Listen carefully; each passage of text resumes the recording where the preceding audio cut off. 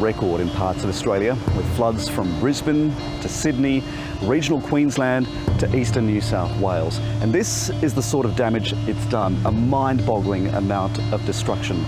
In many parts of the country it is still raining, but here in northern New South Wales, locals are taking advantage of the break in the weather to start cleaning up. Tonight we'll take a look at the aftermath of disasters like these and where communities start to rebuild.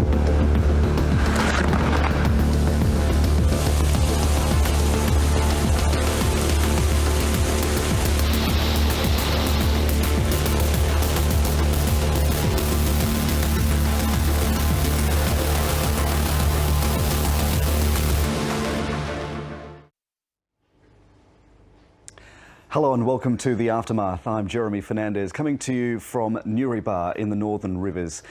Even as we go to air tonight, the rain has been pummeling the Northern Rivers after a few clear days where locals have been able to get out and about and to assess the damage and start cleaning up. But if you're looking for a bright spot, this might just be one of them. This is the Newrybar Community Hall, where donations have been pouring in from people all over the region. Things like medicines, clothes, shoes, cleaning products, where people have been bringing them here and volunteers have been boxing them up to send away with mud armies so people can start to get some semblance of normality back in what has been a pretty devastating couple of weeks. Let's first go to Ashley Raper at the SES headquarters in Sydney, because Ashley, the rain has been absolutely relentless. There have been flood rescues, deaths and evacuations. How's it looking there tonight?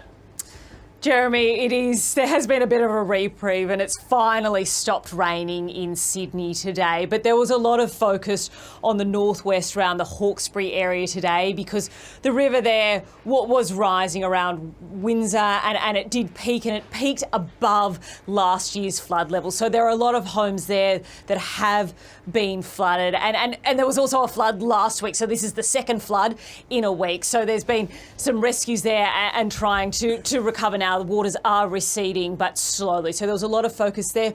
Also, north of Sydney, in the Upper Hunter area in Singleton, there is flooding there, and the water is still rising at this point. So there's attention there. It is better news elsewhere in Greater Sydney. There has been flooding around the Georges River in the southwest, and not long ago the SES has issued an order that people who had evacuated from that area can go back to their homes and start assessing the damage that's done there. And it has been moderate flooding there, not the major flooding that we have seen in the Hawkesbury. And also there was a scare yesterday on the northern beaches, and the northern beaches that were just wreaked havoc in terms of the roads, and there was flooding in Manly and around Narrabeen, but the waters there have receded quite quickly, and so it's a very different situation in the northern beaches today than it was yesterday.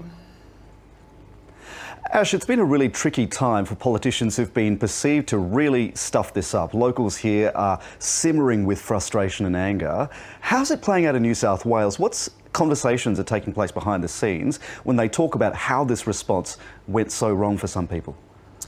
Look, there has been, and it's been acknowledged by very much the state government, that there have been failings really at every step along the way, and it started way back last Sunday and Monday in terms of the preparation and then the rescue effort. And the Premier Dominic Perrottet has acknowledged that there will be an inquiry at some point to look at what went wrong. Why were there people calling the SES and emergency services and not getting through? And we've seen over the past week these remarkable stories that people were saved. It was essentially a community that saved themselves. So I think there will be very frank conversations looking forward in terms of how that community was prepared and what resources are there, especially for the SES, because there has been an acknowledgement by the local MP there and other people that the SES is not resourced well enough and how they fix that problem. But there's a lot of anger as to what happened in the days after.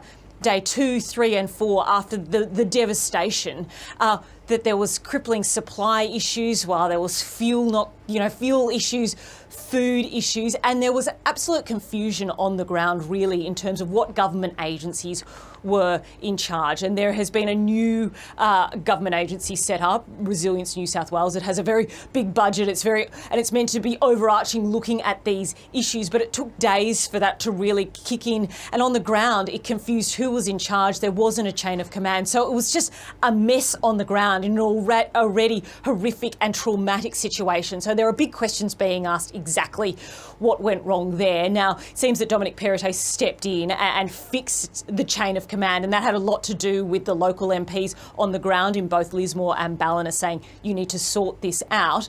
And now it is looking forward in terms of how to plan the recovery effort. And we know today the Prime Minister Scott Morrison was there. He has declared an emergency now, and that cuts through red tape to get things happening a bit more quickly. But in terms of a plan for the clean-up, now the ADF have come now. There was a request put in by the state government on Saturday that they wanted all 5,000 ADF personnel that could be made available to come in and start helping with this clean-up, to move the debris that was still lining the streets in Lismore and is still there, to get that moving and to get out to communities that really feel forgotten. Wardell, Woodburn, that they just were cut off for the entire week, and they went through this whole situation alone. So look, I think the Premier Dominic Perrottet has been up there, meetings. He was there last week, really assessing, but there is no plan yet. And I think that locals will be asking, really, we need to see a plan here. We need to see a short, medium term, long term plan in terms of housing, in terms of supply, in terms of getting the power back on too. And really, the government is running out of time. They're already talking about that there was a delayed response. So really, these government services need to kick in now. Ashley Raper reporting from Sydney. Ashley, thank you. And some of that anger has also been directed towards the federal government. The Prime Minister, Scott Morrison, has been on a brief visit to the Northern Rivers today. He announced that this is being declared a national emergency and that some communities will receive disaster funding. What has occurred has been a flood event which, even on the Sunday, before this occurred on the Sunday evening, was still not being forecast to tip above what was the highest level flood ever in the Northern Rivers. It has taken everybody, including the community, by surprise. No one expected it to get to those levels. And so what we're dealing with here is an extraordinary event. Australia is becoming a harder country to live in because of these natural disasters. There's real sense here when you talk to people that they feel let down by both state and federal governments. The New South Wales Deputy Premier, Paul Toole, has been touring the region, and I asked him what sort of reception he's been getting. Well, I've been up here now on a number of occasions, and importantly, I think it's been important that we actually get up here and listen very early to what the community's needed. And what I wanted to do as the Deputy Premier is to make sure that there was actions put in place to address some of those concerns. Now, that means that we've got a lot of clean-up trucks that are up here right now on the ground. I think we've seen over 1,000 truckloads of people's belongings that have actually gone to a quarry site here in the local area. This is important because people have got lifelong belongings that are now sitting out on the street. We need to do that clean-up job. We need to remove that debris that is sitting out there so that people can actually start to see that some progress is taking place here in the local area. But what went wrong last week? Did government lean too hard on the goodwill of ordinary citizens conducting rescues, doing food drop-offs and checking in on each other when they expected government to be doing that? Well, I think there was a number of things last week, and I think in any natural disaster you're always going to learn, and you should always learn from that and do things better. We know that last week the number of call-outs that were coming in just for our SES and our emergency service workers was incredible. But they did an amazing job out there protecting lives, and the response was the first part of the phase that needed to happen. Now we move into the recovery phase, and that's why we need to make sure that the support is there on the ground. But we also need to make sure that once the cameras leave, that we continue to turn up to these communities to provide the support that they need, and we must leave no stone unturned in doing that. People are still feeling pretty stung, though, about what happened last week. Are you sorry? Are you embarrassed? Well, I think, I can understand. I've been here on the ground now on a number of occasions. I've spent many days up here in these communities. I've been to the large centres. I've been into some of the outlying areas. I've spoken to farmers. So, you know what? When they lose everything, they have a right to be angry. They have a right to be upset. And I can certainly see exactly why that is happening. I know that we've, seen the ADF that have come in on the ground. Last Saturday we were calling for the whole 5,000 that were meant to be available. Today we're only still got 1,300 ADF members on the ground here in these communities. Now, the ones that are here are doing an incredible job, so I do want to put that on the record. But we did ask for the full cohort, or as many possible hands that we could get here in the community. And that means putting someone on a broom to get rid of that mud that's inside people's houses, ripping up the carpet, taking the gyprock off the wall, because that means an extra set of hands helping these communities that need it right now. So you're disappointed that the government didn't show leadership, the federal government didn't show that leadership earlier on? Well, we called for it, and we called for it, and I think, we wanted to see those bodies here on the ground straight away. I mean, I stood at a press conference last Saturday, calling for every available set of hands, and we were told they were available, and, rightfully, I'm disappointed, the community's disappointed that they haven't arrived early enough, and we know that there is a call out. We hope to see more coming in over the coming days because they are critical when it comes to the clean-up efforts, but it's also critical when we're getting supplies and support to some of these communities, and not just in the large centres, but also in some of those outlying villages and towns as well. The Prime Minister today announced an extension of assistance for 3 LGAs, Richmond Valley, Clarence Valley and Lismore. That leaves out people living in places like Murwillumbah, Mullumbimby, Ballina. Are you going to be taking that up with the federal government to extend that assistance to those people who are outside those 3 LGAs? Well, we've got, quite a number of local government areas that are natural disaster declared areas. Anyone that comes up here and walks around knows that there are more areas than those 3 local government areas that have been impacted by this flood event. I mean, this is catastrophic. We've got other local government areas that are actually feeling the impacts of the flooding that we've seen here in the local area. We've had flooding that has actually gone through people's houses. It's gone through people's businesses. This has impacted on their livelihood. And we're not just talking about a small amount of water. We're talking about water that's gone right up to the roofs of these houses. So they've lost everything. This is going to be a huge task to rebuild these communities. I want to make sure that here in New South Wales, we continue to support them and we stand side by side with these communities as they rebuild and to make sure they come back stronger as well. It really is difficult to comprehend the magnitude of this disaster for those who are coming in or those who are living in the flood zones. As the days go on, vegetation, animal carcasses, people's furniture are rotting. There's a putrid smell in the air, and it's really an assault on the senses. It's been just over a week since those massive floods hit these parts of New South Wales. We've just arrived in Lismore, and the first thing that strikes you is just the extraordinary amounts of rubbish lining almost every single street. Huge, huge piles of waste. Look at this, a car on its roof. It gives you an indication of the scale of the torrent of water that came through here. I had to pull up and take a look at this because in all these piles of rubbish are people's furniture, white goods, mattresses, so presumably a lot of people don't even have a place to lie down. And then these vintage Mercedes-Benz vehicles that clearly the owners had no time to remove from the flood line. And if you're wondering just how far the water got, how high up it got, look at that, the ceiling has been washed away. The entire structure is bent and buckled.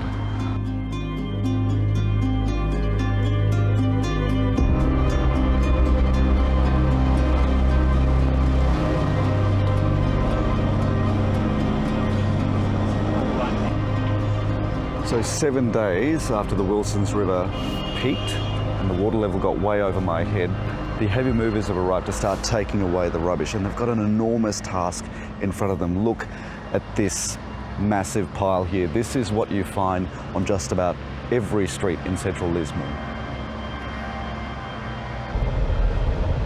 It's just gone 10:30 in the morning and we've just arrived in the town of Correspondent. It's only about half an hour outside of Lismore, but it has taken days longer for help to get here, partly because so much of this town was badly flooded and hasn't been able to be reached for days. A lot of people have expressed frustration about feeling forgotten by the government, by the army, even by the SES because of the scale of this disaster, not just in this town, but right across northeastern New South Wales. People are so cranky. There's no one to help. We're doing all this. Have a look at all the rubbish. That's us doing it. I don't even know these people. I haven't seen any SES. Where is our help? This is your home. Yes, this is my home. This is where I've lived since 2017. We've worked hard to build for the family. What happened here last week? So on Sunday, the rain started filling up the stormwater drains and got higher and higher and began flooding the yard. And by Monday morning, we'd had waist-deep water through here in the driveway. So we decided to get out, move up to the fire station and see how things went. And then the river burst its banks early Monday morning and the water came up about nearly 2 foot upstairs in the living area.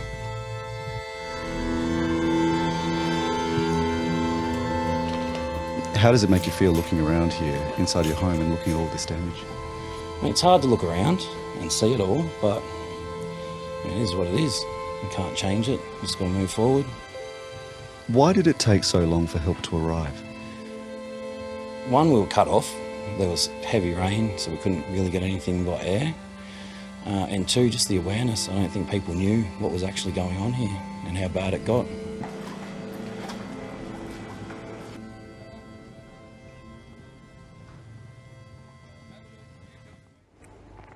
I want to introduce you now to Janelle Saffin, the New South Wales Labor MP for the seat of Lismore, and Kerry Larvin, who is the coordinator of this extraordinary distribution centre, a volunteer and really serving the community where there's been gaps in leadership higher up. Now, Janelle, I want to ask you, you can relate to the life and death kind of experience that people have been describing in escaping the floods. You swam out of your own home. How are you doing now?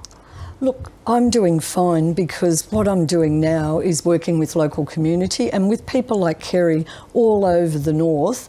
They're the heroes of this. They went through some terrible times, but they're the ones who rescued people. They're the ones who are responding to people now. They're the ones who've stepped up to really back our community in. But you can relate to that sense of terror that leaves people feeling a bit resentful a week and a half later. Look, I can relate to it and not being, no one coming to rescue you.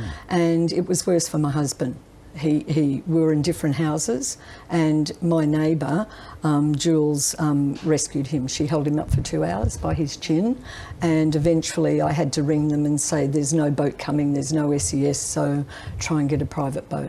Kerry, in the meantime, those of you who haven't been directly affected by the floods have been pouring into this donation centre. It's quiet now, but it's absolutely pumping during the day. There's a real expression of community spirit here that's really holding people together at this difficult time, isn't Yeah, it? absolutely. You've said that right, Jeremy. We had a bit of a brainstorm on the Sunday evening of the first lot of floods. I had a gorgeous community member, Georgia, ring me and asked me if we'd be able to open up the hall for donations of some sort. The social media call went out. By 7 o'clock the next morning, this hall was open. It has not stopped since. It's been amazing. We have had volunteers come and help with setting it up, but the community spirit in dropping off stuff to our call. And just explain to our viewers exactly what is happening here, because people are dropping things off. There's lots of random goods here and there. Yeah. What happens from there? Initially, the first few days, we, to be honest, really didn't know what we were doing. Yeah. And then we started to prioritise and get things to the evacuation centres and places that we knew could take the goods that we were holding. We had amazing volunteers that labelled and, as you can see, sized everything. And then evacuation centres couldn't take any more gear. So then we made the decision on Sunday, just gone, to turn this into a mud army and medical supply area. So when you say mud army, these are people who are volunteers. They're coming in, they're collecting supplies, particularly cleaning products, and then going out to homes in advance of homeowners Effectively, returning. they're members of our community, our local community here. We're a rural community. We're assembling here at 8 to 8:30 in the mornings and sending out teams by 9 o'clock to one usually designated area to work together, because you just can't send 3 or 4 people in to one place at one time. Janelle, I know you've found the community spirit a really strong thing that's kept you going personally, hasn't it?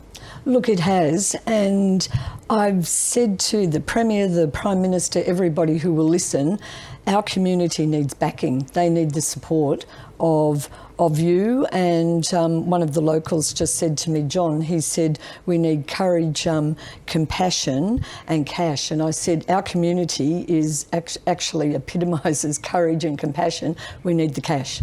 Are you getting that cash in sufficient amounts? Look, the Prime Minister came today, and I have to say I was disappointed. I did meet with him and talk with him, and I did expect more, and I hope what I saw today was a start. And there were 3 of our communities that were declared natural disaster zones, and there were 3 like Tweed and Byron and Ballina. They need to be declared that too. A lot of people I know have been talking to you about the terror of dealing with government bureaucracy to try to access those payments. Just talk us through what that process is like for people at this time. Okay, some people had to go online or ring up, and one of the first questions was, where are your documents? Well, hello, the documents went in the flood, they're gone, I don't even have a computer or phone. And I did leave a message for our Treasurer, the State Treasurer, and I just said to him, it's too bloody hard. You know, it's just got to be made easier. And I've said that today to the Premier, and he undertook to fix it. I said, you've just got to. Our communities need cash in their pockets. They need it now. And if a couple of people get it who don't deserve it, so what? We need it in our community for our businesses. I mean, I've got Lismore, I've got Murwillumbah, and our businesses are saying, what do we do, Janelle? What do we do? Kerry, what does the future look like for those you've been helping out here? How far are people thinking ahead at this point? Yeah, it's certainly not a race. Yeah. We've been trying to discuss with our teams that are going out that it's certainly a marathon, and it's one house at a time. And we are finishing that house. We aren't leaving it half done. The owners are being left with a clean home and somewhere that they can go and call home again. Janelle, what does the future look like for you? It's going to be a long haul, and we can do a lot of this ourselves locally, our community, you know, Kerry's doing it here, everybody's doing it, but we need the backing of government. And I've said we don't need projects, we don't need programs, we need a response fashioned to us. I've called it a Reconstruction Commission that covers housing, and I've talked at length with the Premier about housing and said what we need to do now. That is a big issue, which we'll be talking about a bit later in the program. Janelle Saffin, Kerry Larvin, so good to talk to you. Thank you so much. Now, one of the worst hit areas in this community was the town of Correspondent, which was cut off by floodwaters for the best part of a week. I actually met a woman named Hannah Robertson who survived that flood, trapped on a rise in her town. I sat down with her to see how she's doing. So we piled children into 2 cars because we had 5 kids in the house at the time, and all we had to do was actually drive up the hill in the same village. In Correspondent there was basically about a 2-kilometre stretch that got thinner and thinner of land where everybody was just hoping would maintain for the rest of the flood event. So we all just got into houses up there. We went to a friend's place. Did you have any expectation in that period that you would get help quickly? No, I knew that there just weren't the resources, which was good because it spurred us into action. We didn't wait for somebody. So due to that, I just knew the resources wouldn't be there. This was 2,000, 3,000 people on a thin strip of land. We were envisaging crawling up the water tower and hoping, but no.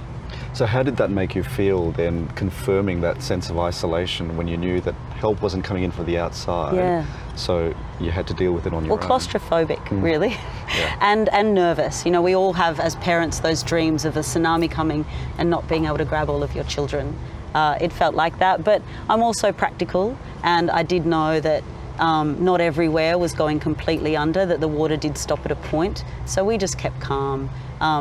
The rising did subside, and, you know, you get on with it. So I wasn't in a state of panic. There's been a substantial response from the community. I mean, people are driving in from Newcastle and Brisbane to help out. That must give you a real sense of comfort that there are people looking out for people like you.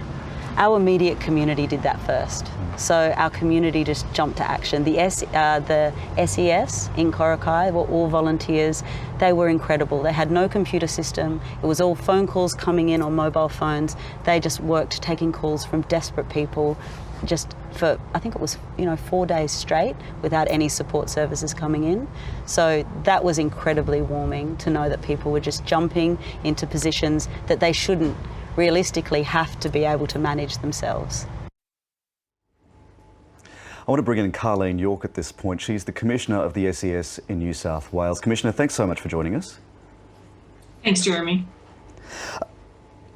Now, the SES is a volunteer-based organisation. Tell us how your members are doing. Many of them have been directly impacted by the floods themselves, haven't they? Yeah, I've just listened to those sad stories on your show, and many of them are reflected in our volunteers. I was up there today in Woodburn and Broadwater, and I was speaking with my volunteers, and one of them said, sorry, I've got to go and hose out my house. So some of those areas, most of our volunteers lost their houses, but are still out there every day trying to help their own community.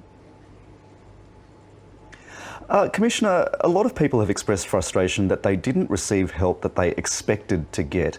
Can you explain for us why SES volunteers didn't show up in the numbers that people were expecting in this region? Yeah, I think this event, we've used the word unprecedented as I reflect back on the bushfires, is I have been operational now since the start of this event from the Queensland border to the Victoria border. We've put resources on the south coast because that was forecast to hit very hard. The Illawarra metropolitan region, Hunter, mid-north coast and the northern regions. So we have spread our volunteers across there. We've brought them in from different regions depending on the risk at the time that the Bureau of Meteorology forecast. We've also called on every resource we can get from Western Australia, South Australia, Tasmania, ACT, and Victoria, knowing Queensland have their own battles that they've been confronted by in the last 2 weeks. So it's not only the SES2, our surge capacity is the other volunteer agencies, Rural Fire Service, Marine Rescue, Surf Lifesaving, Volunteer Rescue Association, and many others, as well as Fire and Rescue and Police. So we've put a lot of resources up into that area, but it did take us by surprise. The forecast, for example, at Lismore was 11.5 was the peak. We know what that means. We know where the water goes. And then that rain came and it was 14.39, which is just exceptionally extraordinary and affects a lot more properties, and the water flows off in different directions. So, it was a massive storm over a series of days and moving up and down the coast. So, and we were responding to that with our volunteers and other agencies and, trying to help those communities to make sure that they were safe. The federal government, as you know, has now declared a state of emergency, but in New South Wales, the state government has not. Tell me about that nuance, the significance of that nuance, and what difference it would make if New South Wales got on board as well. So I did consider in New South Wales to declare a state of emergency, and under the State Act, it's about resources. It's not about finances. It's not about helping the community in the financial way, similar to the Commonwealth government, which is quite new bits of legislation. And, I could declare the state of emergency and try and get many more resources, but not once from any organisation, from any jurisdiction or from the Commonwealth with the ADF did I have any trouble getting our resources. So that legislation allows me to direct resources to be given. But I can say everyone, chipped in and assisted in everything we asked to help this community in Northern Rivers, but also the other events that we were facing across the whole of the east coast of New South Wales. Commissioner, thanks so much for joining us. Terrific. Thanks, Jeremy, for having me on. And I wish the communities up there and all down the coast all the very best, and we're here to help them. Thank you, Commissioner. Now, I want to move on to the housing crisis, which I mentioned earlier on. It was a big issue here even before this flood. So let's introduce you to John McKenna, who is the CEO of North Coast Community Housing, and Tracy Christensen from the Northern Rivers Women's and Children's Services. John, first to you. Just encapsulate for us, for those people who are from outside this area, how severe the housing shortage was before these floods.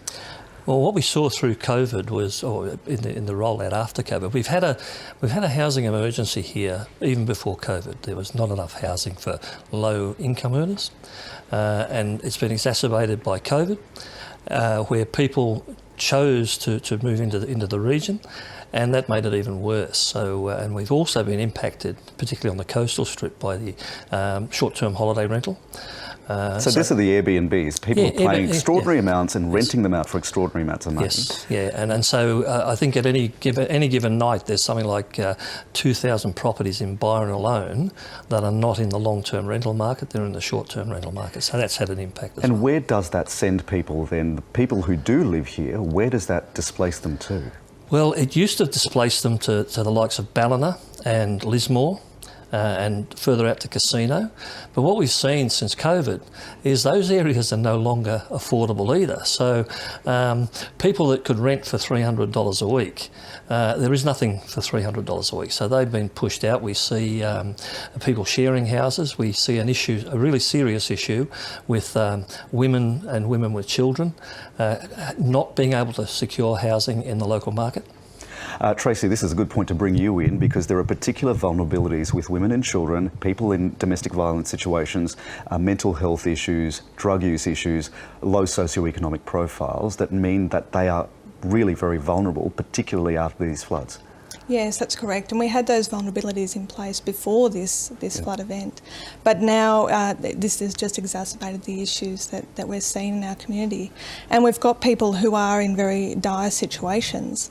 And what we're needing is for social workers and counsellors and psychologists and psychiatrists to come in to help us to look after those people and work through the trauma. Because people have been also displaced from their areas of work, haven't they, because of this housing crisis? Yeah, so the housing crisis also caused a bit of an employment crisis. So for the community sector, which is lowly paid, we were struggling to get people in to work in the sector because the housing was so expensive and so was the rental. What about domestic violence at a very stressful time right now? People have been displaced into emergency housing and shelters. Yes. What is that looking like in this region right now? Yeah, so we know from research and past experience that in disasters, domestic violence, sexual assault does increase, as does the misuse of drug and alcohol and so on and so forth. So our major concern is that we do have women and children who have fled domestic violence prior to the flood, who are now in evacuation centres with their perpetrators. And that is a major concern for us. And what can you do for people in that circumstance? We need safe, secure housing. Is there a quick fix? I mean, sort of thinking in the short to medium term, in the immediate aftermath of this crisis, what are the key things that could be done by government?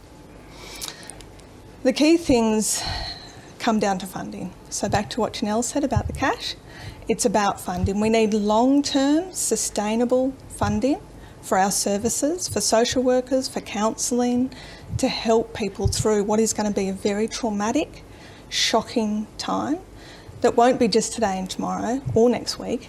It'll be months, possibly years. John, funding I know is an issue for you as well because your community housing dollar is not going nearly as far these days. No, it's not. And, you know, the issue that we have here is that before the flood, we already had over 3,000 people on the social housing wait list. And I think it was about 70% of the people on that wait list were single female-headed families, so that it makes it even harder. You asked the question about short-term solutions. There are no short-term solutions to the underlying housing issue. That is a long-term fix. It needs all levels of government to come together to work together with the community. Short term, because we're looking at probably 2 to 3 years to get through this. There are, I believe there are a number of mining towns that have accommodation, not dongers, but proper accommodation that was put in there. It's no longer being used. There's potentially an opportunity for governments to work together to relocate that and have maybe the Defence Force build temporary villages, because then organisations like Tracy's can actually bring in the supports because the people will be there and we can bring in the support. So we actually need to look at what are the short-term, when I say short-term, 2 to 3 year solutions for this immediate housing crisis. John, Tracy, thank you both for coming out, especially in the rain, to talk to us tonight. Really appreciate it. Thanks, Jeremy. Thank you very much. Now, the Prime Minister is due to arrive in Queensland's disaster zone tomorrow and more storms are forecast. The State Government and City Hall are looking at ways to possibly buy back properties that are affected by floods. A perfect Brisbane sunrise, shining the light on stinking debris stuck along the riverbank 10 days on. The Navy's pulling up dangerous items lurking beneath. Car bonnets, the lids of tanks, boats, dead wildlife. Broken pontoons are still being found on Moreton Island. This sea and land cleanup is the biggest waste collection in Brisbane's history, 22,000 tonnes in just a few days. That is equivalent to the weight of 10,500 Toyota Hilux utes. The scale of the damage is still sinking in. Yesterday, going to these sites, the devastation is significant. This couple, like so many, have lost everything. They're already battling with their insurer. It's extremely frustrating. It just adds to the worry. The Maddocks are also waiting for financial help. We're just one in a queue now, so we just have to wait. 18,000 properties have been assessed. We do have a toilet which is operating, and I even have toilet paper I brought today. The Premier has defended the management of the region's biggest dam, blamed for the 2011 flood disaster. The Wivenhoe Dam was managed in accordance with the manual. Monitored flood releases ended this afternoon as flood house resumptions are put back on the agenda. There are hundreds, if not thousands, of other properties that could be approached, but the money needs to be there. 6 schools remain closed. This one is in Maryborough. In some cases, we'll be demolishing buildings rather than repairing. Some businesses that went under in 74 and 2011, like the Regatta Hotel, are slowly recovering. How do you feel it's happened again? To be honest, it's quite heartbreaking to watch it happen again. It never gets easier watching such a beautiful venue be subject to the weather like that. The beer will be flowing again tomorrow. Auslan interpreter Mikey Webb might just need one after this nasty surprise from above. Oh, shit. Oh. Oh, no. Oh, Mikey. It's supposed to be a sign of good luck. Take the jacket off. Uh-oh. Everyone look above. Lexi Hamilton-Smith, ABC News, Brisbane. State government and local council. And joining me now is my friend and colleague Matt Wordsworth, who's been covering the floods in Queensland. Matt, thanks for joining us tonight. This idea of the 1 in a 100-year flood seems to be really losing credibility. People just are sort of losing faith that this will not happen again in their lifetimes. Oh yeah, no, not 1 in 100 up here. Thanks, Jez. Nice to talk to you again. I apologise for the noise. It just started up. I'm not sure if you can hear that sort of sound of a generator type running behind us, but we are still kind of recovering from a flood here, and a water pump truck just behind us has started pumping water out of what I think is the underground car park, which is under this South Bank precinct, which is where the ABC is located in Brisbane. Behind me is the Brisbane River, and the car park that is beside it is about under 3 or 4 metres of water, so they've got to get that murky brown river water out of it somehow, and these flood trucks are in hot demand in Brisbane at the moment. And just if I look out this way, there is a massive thunderhead rolling in through the Gold Coast as we speak right now, lightning flashing all through those clouds. So I'm guessing tonight we're in for another drenching in Brisbane. And it's probably a kind of a fitting welcome because the Prime Minister is going to be here tomorrow to tour the flood-affected areas of Brisbane alongside the Premier, Anastasia Palaszczuk. We hope that it's not going to dump too much rain on the already flooded areas along the Brisbane River. Some of the worst affected zones are Goodna, Oxley, Fairfield, Yeronga, Rocklea, and all around Milton and Nunda as well. Actually, I bumped into a friend of mine from the North League's Rugby League Club, and he said for the first time in their history, which goes back decades, their field went under at North Devils. Of course, that's a famous ground here, which was the junior playing grounds of guys like Cooper Cronk, Greg Inglis, Cam Smith, Trevor Gilmeister. You can put together a very impressive Queensland State of Origin team just from North Devils. So everyone from all walks of life have struggled through this flood crisis in Brisbane. We've got 190 suburbs that make up the city of Brisbane. All 190 had some form of flood damage. I was trying to put it into context, or think of how to put it into context for people who haven't been through something like this. And that flood, for instance, that happened in Sydney yesterday, that deluge that you had down there, I was checking the rain gauges on the BOM.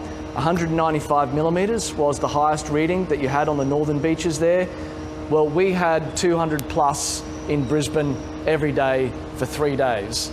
So you can see how much rain fell. It's never fallen like that here in Brisbane. I was here in 2011 during that big flood, and my parents were here in 1974. That was the big one. We had more rain in the lead up to this flood than we did in 74. So it's just been an incredible downpour. One of the readings over 6 days at Mount Glorious, which is just a hill outside Brisbane, about 50 minutes drive, was 1.776 metres. If you work in the old scale, that's 70 inches. That's about up to here over 6 days. Most of that went into Wivenhoe Dam. Wivenhoe Dam was built after 1974 to, in part, stop floods from affecting Brisbane. It was drinking supplies, but also flood mitigation. So a lot of that water ran into Wivenhoe Dam, and they were at a level of about 60% before this struck. They went way up to 185 because they've got a big flood catchment area. It stopped about the equivalent of 4 Sydney harbours descending onto Ipswich and Brisbane. So an incredible amount of work still to be done in this recovery.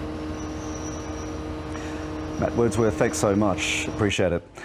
Now, one of the big issues looming over a lot of people here is this question of insurance. Those who could afford it, at least. Matt Jones is from the Insurance Council. He joins us now. Matt, do you have a bit on how much this disaster will have cost?